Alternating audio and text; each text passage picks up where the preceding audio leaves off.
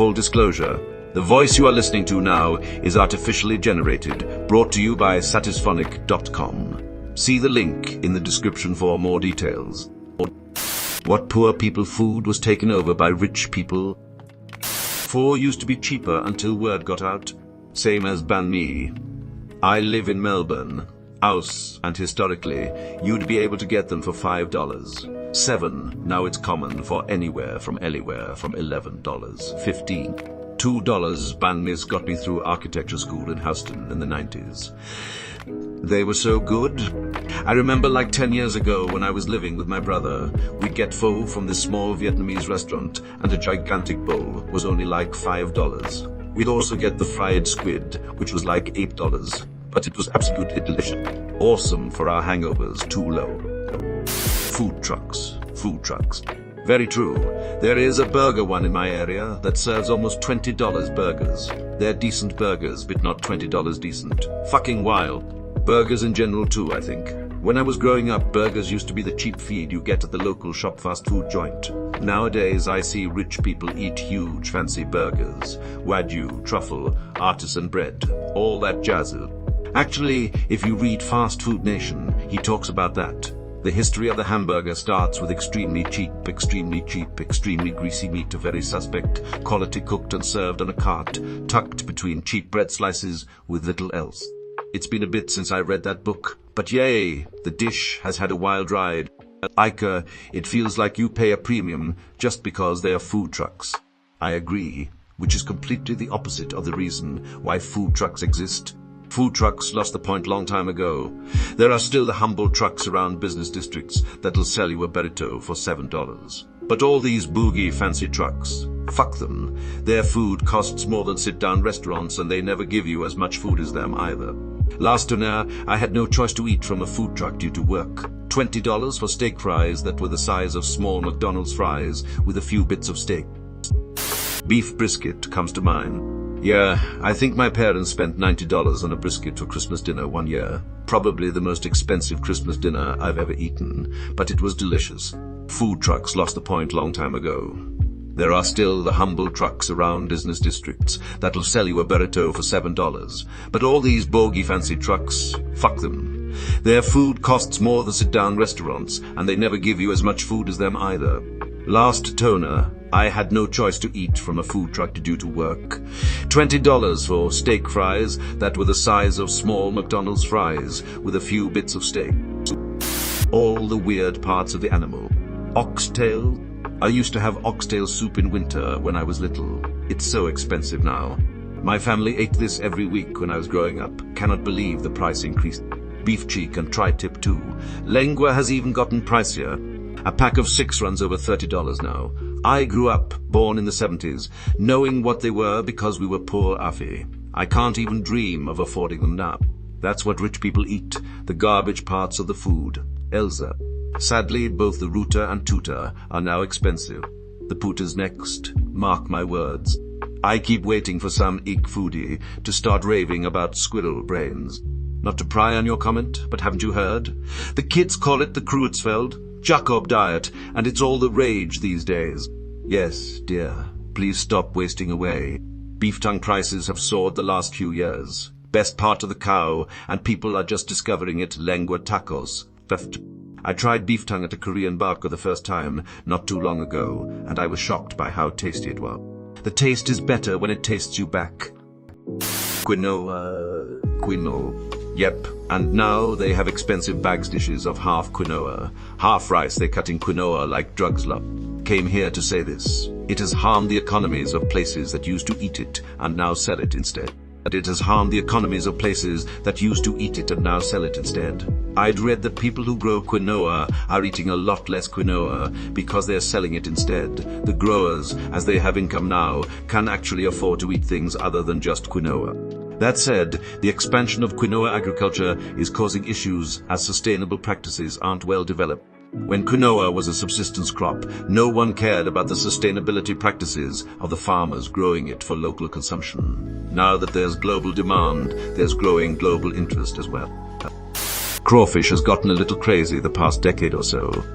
Fajitas, skirt steak, and chicken wings. I remember 10-cent wings. Me too. Wings used to be the throwaway part of chickens. Cheapest part to buy. Brown bread.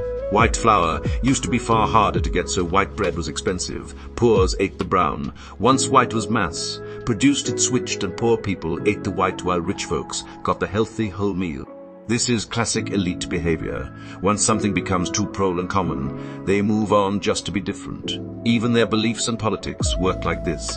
You can extend the process even further to become a full cycle. Rich people eat rare thing. Poor people eat common thing. Someone makes rare thing in a way that's easier for poor people to afford. More poor people eat it because they want to eat rich people foods. Now the rich people food is common, and rich people don't want to eat it anymore. Instead, they start eyeing the former poor people food because nobody eats it. Someone makes an elevated version of that poor people food. They use a new technique, or they find some hidden health thing that makes it palatable to rich people who want to look exclusive. Repeat cycle. Chicken wings, they used to be so cheap. When I was a kid, we'd use them as crab bait when fishing off docks. Now they're stupid expensive for one of the shittier parts of the chicken. Upside, now that wings are ridiculous, boneless, skinless chicken breasts, the stupid pricey thing about 5 years ago, are dirt cheap. I get them for $1.89 lobe. Wings can got for $8.99, a freaking pound. Chicken thighs too. Emo chicken thigh is the tastiest part of the chicken. Avocado toast. My grandfather used to talk fondly about only being able to afford cassava, bread and avocado in his youngster days, and now it's a whole fancy thing. It left a wild generation unable to afford houses, I hear. That and lattes. The whole could have been a down payment. Oxtail, Spanish mackerel, chicken wings, hanger steak, polenta, grits and mayo. Seriously. At my Aldi right now, they are 65 cents each. 1 avocado, 2 slices of bread and some seasoning with a banana or some nuts on the side. And you've got a filling, delicious, healthy meat. Tacos, honestly. I used to be able to get 3 tacos for like $5 downtown less than 10 years ago. I went to a new taco restaurant once, ordered like 3 tacos and a drink, and it was $20. I never went back. Give me my cheap, authentic tacos. The best tasting tacos are the ones under $10 anyway. All these comments and ain't seen pork belly. Used to be scrap basically, now it's glorified and more expensive than gold. Pork belly in East Asian cuisine has been the cornerstone since ever. You could even gauge inflation by watching its price on the wet market fluctuating day by day. Fish and chips. It's a hunk of whitefish with a potato for a side. Minimal seasoning, fried in whatever oil you have around and served on a piece of yesterday's newspaper. 20 years ago, it cost $5. Now it costs $25.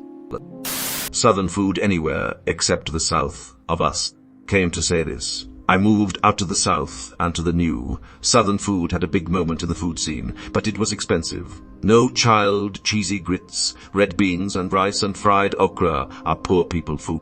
I should not be asked to pay $15 for a small bowl of grits. Fried chicken. Now you got bougie-ass chicken places charging $15 for 3 tenders lyo. The grocer near me sells 8 pieces for $5 on Mondays, dark only, and did better than 99% of chicken places around. Lobster. Lobster was waiting for this one. Lobster was considered poor man's food. It was so widely available, but not as appealing as fish. It is in all senses an overgrown insect that rich people way back in the day considered to be repulsive. It wasn't until the invention of the railroad, as well as clever sales tactics, that the tide turned on the view of lobster as an upscale meal. Lobster used to be cheap because there was an abundance of it, and you couldn't really transport it away from the coastal regions where they were caught without it going bad. Large supply, with not that many people to eat it, lower prices. Now you can transport lobster thousands of miles inland. That costs money, and demand goes up, which means prices go up. I grew up in New England, and I didn't know lobster was expensive. I could get a lobster roll from the local fish shack for like $6. I was very confused as a kid watching movies and TV where lobster was considered some fancy food.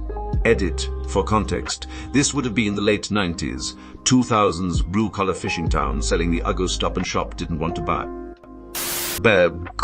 Especially brisket. Please leave my trash cuts alone. I need protein.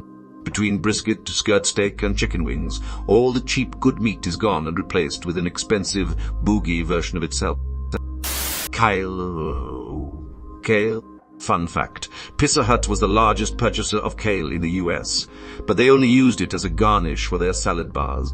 And the gatekeeping that occurs with Brunswick stew is even worse. It's a poverty food. Use whatever you have, cook with some love, and you'll have a damn good stew as long as you're a half-decent cook.